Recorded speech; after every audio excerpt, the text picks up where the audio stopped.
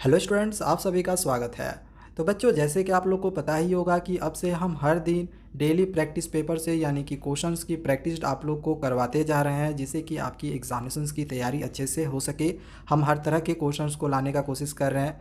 अभी तो मैं फ़िलहाल एमसीक्यू क्वेश्चंस करवा रहा हूँ, आगे हम कॉम्पिटेंसी बेस्ड जो कि क्वेश्चंस आपके एग्जामिनेशंस में आते हैं तो उस टाइप के भी क्वेश्चंस हम करवाने वाले हैं। साथ ही केस बेस्ड एमसीक्यू भी क्वेश्चंस आपके एग्जामिनेशंस में आएंगे। ऐसा नहीं है कि एमसीक्यू में नहीं रहेंगे, वो भी आपके कम से कम 15-16 क्वेश्चन जरूर ही एमसीक्यू में रहेंगे। तो हर तरह के क्वेश्चंस की आपकी मैं तैयारी करवा दूंगा।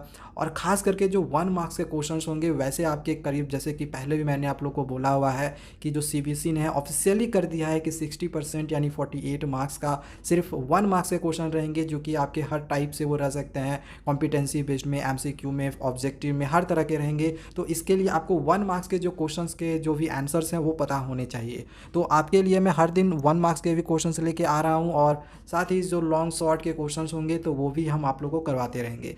जब तक कि आपके एग्जामिनेशन फिनिश नहीं हो जाए, ख़त्म नहीं हो जाए, तब तक हम हर दिन आप लोग के लिए क्वेश्चंस लेके आते रहेंगे। हो सकता है एक दिन में 2 या 3-4 वीडियो भी अलग अलग सब्जेक्ट्स का भी हमें देखने को मिल सकता है। तो बहुत ही ज़्यादा आप लोग की तैयारी अच्छे से होने वाली है, तो इस चैनल को सब्सक्राइब करके आप जरूर रखें। चलिए सभी क्वेश्चंस और उसके आंसर्स को समझते हैं, और जो भी आंसर्स आप लोग को पता होगा तो वो आप कमेंट जरूर करें। तो फर्स्ट क्वेश्चन दिया गया है कि which one of the following is acid. इसमें से कौन सा एसिड है। अब देखो, लेमन जूस है तो आपको पता है कि लेमन जूस में एसिड तो होता ही है। टोमेटो में तो होता ही है ऑक्जेलिक एसिड, ये भी पता होगा। लेमन जूस में कौन सा एसिड होता है, सिट्रिक एसिड। मिल्क में कौन सा एसिड होता है, लैक्टिक एसिड। तो हम यहाँ पे देख रहे हैं कि सारी ही में एसिड है, तो हमारा आंसर जो होगा वो ऑप्शन डी हो जाएगा, ऑल। ओके, तो आई होप कि आप सब ने डी ऑप्शन को चूज़ किया होगा।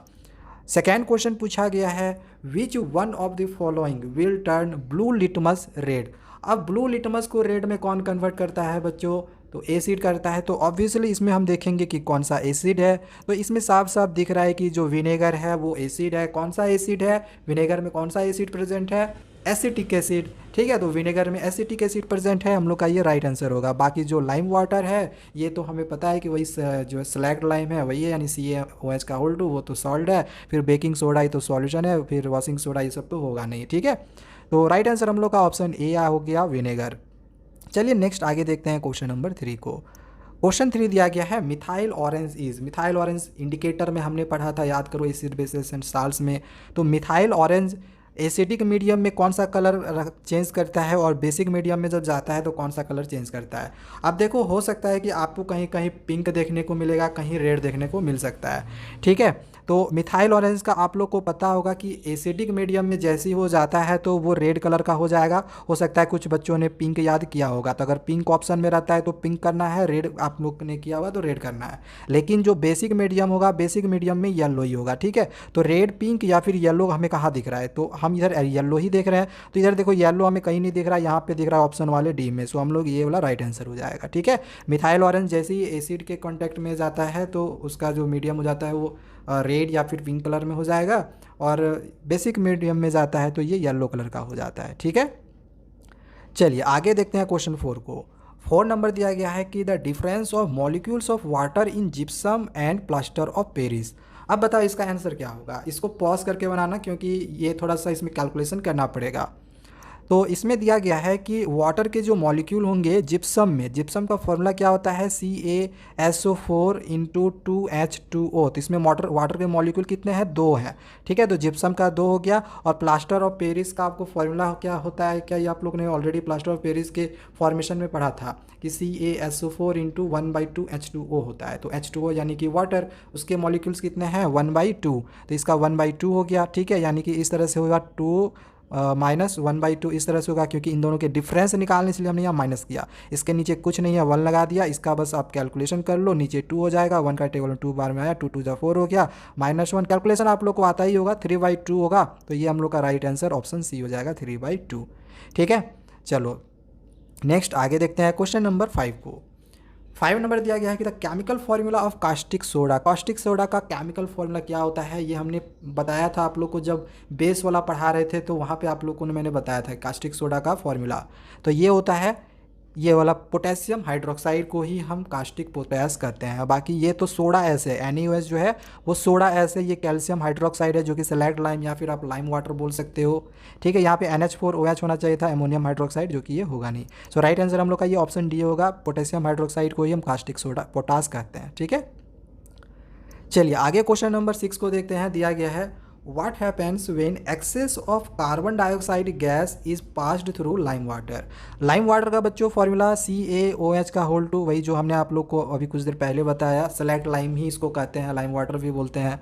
ठीक है, तो इसमें अगर बहुत ज़्यादा मात्रा में कार्बन डाइऑक्साइड ऐड कर दिया जाए तो क्या होगा। तो देखो, ये जो कैल्शियम हाइड्रोक्साइड होता है ये आप लोग को पता होगा कि मिल्की कलर का होता है। फॉर्मेशन भी ये हमने ऑलरेडी पढ़ा हुआ था, CaO, ये चूना का हम लोग फॉर्मेशन देखे थे। कैल्शियम ऑक्साइड को जब हम चूना को वाटर में डालते हैं तो कैल्शियम हाइड्रोक्साइड हमें मिलता है, तो ये मिल्की कलर का होता है। तो जब हम कार्बन डाइऑक्साइड ऐड करेंगे तो पहले तो ये मिल्की कलर का होता है, बाद में फिर ये कलरलेस हो जाता है। ठीक है, तो सो हम लोग का जो राइट आंसर होगा वो ऑप्शन ए हो जाएगा। ब्लूइश तो होगा नहीं, सिर्फ मिल्की नहीं रहेगा, ब्लैकिश नहीं होगा, ऑप्शन ए होगा ये वाला। ठीक है, पहले मिल्की देन कलरलेस। नेक्स्ट आगे क्वेश्चन नंबर 7 दिया गया है what happens when a base is added to vanilla. अगर वैनिला में बेस ऐड करेंगे तो क्या होगा। ये भी इंडिकेटर से क्वेश्चन लिया गया है कि वैनिला में अगर बेस ऐड करेंगे तो क्या होगा। तो आपने पढ़ा होगा कि ये ओल्फैक्टरी इंडिकेटर का एक एग्जांपल है यहाँ पे वैनिला। ओल्फैक्टरी इंडिकेटर में क्या होता है कि स्मेल से हम पता करते हैं कि कौन सा एसिड है कौन सा बेस है। तो उसमें वैनिला में क्या होता है कि बेस के कांटेक्ट में जाने से जो स्मेल होता है वो कम हो जाता है। तो स्मेल जो होगा वो कम होगा, तो वैनिला लॉसेस इट्स स्मेल। चाहे वैनिला हो, चाहे ओनियन हो, क्लोव ऑयल हो, ये सब एग्जांपल्स होते हैं ओल्फैक्टरी इंडिकेटर के। जैसे ये बेस के कांटेक्ट में जाता है तो इनके स्मेल कम हो जाते हैं। एसिड के कांटेक्ट में जाने से कोई भी चेंज नहीं होता है, जो स्मेल है जैसे का वैसे होता है। ठीक है, चलो आगे देखते हैं क्वेश्चन नंबर 8 को। 8 नंबर दिया गया है which of the following compound is formed when zinc reacts with hydrochloric acid. अब देखो, इसमें पूछा गया है कि अगर जो जिंक है ये हाइड्रोक्लोरिक एसिड के साथ रिएक्ट करता है तो कौन सा कंपाउंड फॉर्म करेगा। तो इस तरह के रिएक्शन को हमने ऑलरेडी पढ़ा हुआ है कि ZnCl, ये ZnCl2 यानी कि हम बोल सकते हैं जिंक क्लोराइड जो है वो फॉर्म करता है। तो जिंक क्लोराइड फॉर्म किया, यही होगा right answer, zinc chloride form कर रहा है। यही अगर H2SO4 होता तो हम ZnSO4 लिखते। ठीक है, यानी जिंक सल्फेट बोलते। चलो ये हो गया क्वेश्चन नंबर 8। नेक्स्ट आगे देखते हैं क्वेश्चन नंबर 9 को। 9 नंबर में दिया गया है कि human body works with in the pH range. जो ह्यूमन बॉडी है कौन से pH रेंज में वर्क करता है। तो इसमें देखो ऑप्शन देखो 7.0 टू 7.8 होगा, 4.5 टू 5.6 कि 13.0 टू 14.0 या फिर 1.2 2.2। राइट आंसर क्या होना चाहिए। तो ऑप्शन ए 7.0 टू 7.8। चलिए एक लास्ट क्वेश्चन है, इसको समझ लेते हैं। क्वेश्चन में दिया गया है कि on adding dilute HCl to copper oxide. अगर हम HCl को डाइल्यूट HCl को कॉपर ऑक्साइड में ऐड करते हैं, ठीक है, कॉपर ऑक्साइड का फॉर्मूला CuO, इसमें अगर हम ऐड करते हैं, ठीक है, क्या HCl किसी बीकर में, तो the solution turns blue green. तो जो सॉल्यूशन है वो ब्लू ग्रीन कलर का हो जाता है। तो किसके फॉर्मेशन से होगा। तो कॉपर हाइड्रोक्साइड के फॉर्मेशन से, कॉपर हाइड्रोक्साइड के फॉर्मेशन से, कॉपर नाइट्रेट के फॉर्मेशन से, कॉपर क्लोराइड के फॉर्मेशन से, या फिर कॉपर सल्फेट के फॉर्मेशन से। अगर आप यहाँ पे देखो तो नाइट्राइट का तो इसमें नाइट्रोजन कहीं है ही नहीं, तो ये तो बी वाला ऑप्शन ऐसे ही निकल गया। ठीक है, सल्फेट इसमें है नहीं तो डी वाला ऑप्शन ऐसे निकल गया, बच गया हाइड्रोक्साइड। तो इसमें OH का फॉर्मेशन होगा नहीं, सिंपल एक ही हम लोग का ऑप्शन सही बैठ रहा है, कॉपर क्लोराइड। तो कॉपर क्लोराइड हम लोग का राइट आंसर हो जाएगा। तो सारा क्वेश्चन हमने जो है कंप्लीट कर लिया है। अपने मार्क्स को आप देख सकते हो कि आपने कितने मार्क्स अटेंड किए। कल हम फिर से अलग टाइप के क्वेश्चंस की प्रैक्टिस करेंगे और हो सकता है कि कॉम्पिटेंसी बेस्ड जो क्वेश्चंस हैं हम कल करवाएं, या फिर अलग टाइप के भी क्वेश्चंस हम करवा सकते हैं। MCQ में भी आ सकता है, फिल इन द ब्लैंक्स में भी आ सकता है, मैचिंग में भी आ सकता है। सभी तरह के क्वेश्चंस के आगे हम प्रैक्टिस करते रहेंगे। बस चैनल को आप सब्सक्राइब करके रखें ताकि आगे आने वाले जितने भी क्वेश्चंस हैं उनकी तैयारी कर सको और अपने एग्जामिनेशंस की तैयारी आप अच्छे से कर सको।